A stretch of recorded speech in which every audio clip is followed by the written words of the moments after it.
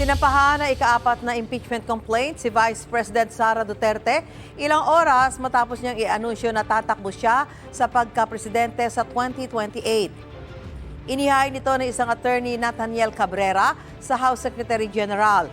Ang impeachment complaint ay inendorso ni Manila 6th District Representative Benny Abante at House Deputy Speaker Paulo Ortega V. Kabilang sa mga batayan ng reklamo ang paglustay umano sa confidential funds, pagbabanta umano sa buhay ng Pangulo at hindi raw pagdeklara ng lahat ng ari-arian sa kanyang Statement of Assets, Liabilities and Net Worth o SALN. Dati na itinanggi ng bise ang mga paratang.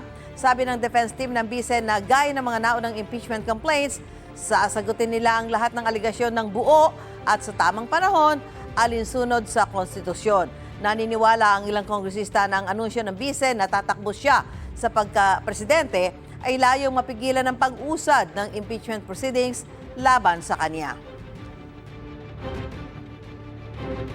Malinaw na kalkulado yung timing ng announcement bago isa lang at lumarga yung impeachment complaint laban sa kanya sa Kongreso. Ito yung attempt nila para i-reframe yung narrative na lahat ng nangyayari ay dahil sa takbo siyang presidente. Kapag kinonvict si VP Sara, magagalit yung kanyang supporters, which is about 30+% ngayon, baka mag-gather pa ng public sympathy, baka kahit sinong Duterte ang lumaban, manalo.